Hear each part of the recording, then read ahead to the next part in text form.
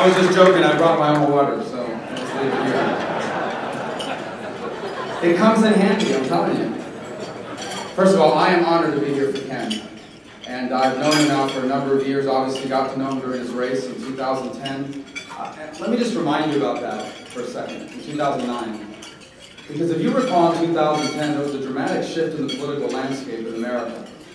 But that didn't start in 2010. It started in 2009, and it started primarily here in Virginia with the governor's race and the attorney general's race that set the table for the gains that we made nationally in 2010 when I and others were elected to the United States Senate and when Republicans won a majority in the House.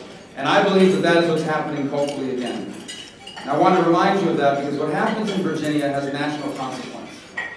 So it's my privilege and honor to be here for someone whose principles I've admired, whose principle stands on the issues of the day I've long admired, whose work on Obamacare and on making sure the country, not just Virginia, but the country, understood the true stakes in that debate we're all about.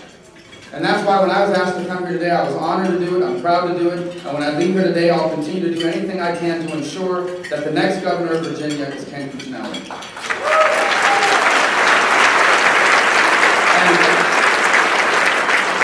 And I want to encourage you to do everything you can to make that happen.